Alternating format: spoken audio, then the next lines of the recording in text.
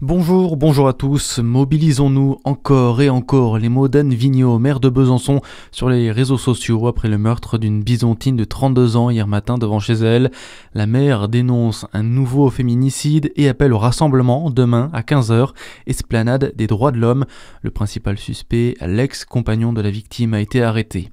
Le maire de Saint-Claude pourrait devenir inéligible. Jean-Louis Millet comparaissait mardi devant le tribunal correctionnel de Lons-le-Saunier pour des faits de harcèlement moral contre une ancienne conseillère départementale et chef du pôle gériatrie de l'hôpital de Saint-Claude.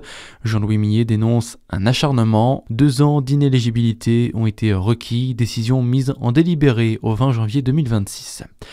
À Dijon, le programme des festivités pour Noël a été dévoilé cette année. 48 chalets composeront le marché de Noël au centre-ville. 5 semaines d'illumination dans la ville avec 600 décorations lumineuses. C'est la semaine nationale de la dénutrition, un rendez-vous annuel pour alerter sur cette maladie qui touche près de 2 millions de personnes en France.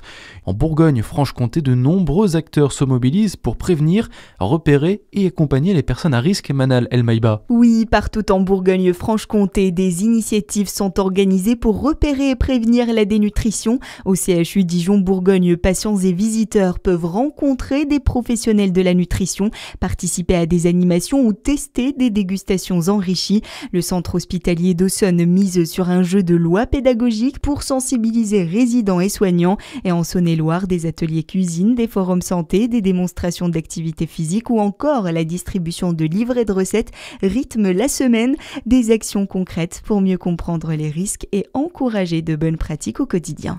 La semaine nationale de la dénutrition se tient jusqu'à dimanche. D'autres animations se poursuivent jusqu'à la fin de la semaine dans les hôpitaux, les centres sociaux et les structures partenaires de la région.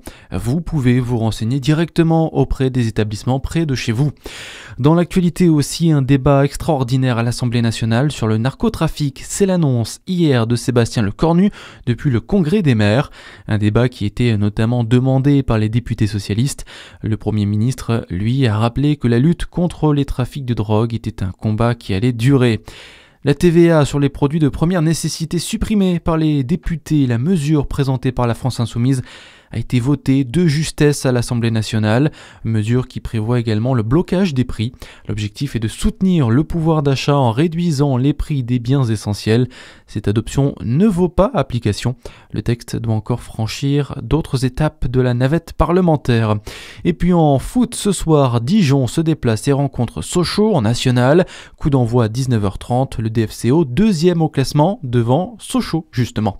À suivre votre météo sur Fréquence Plus.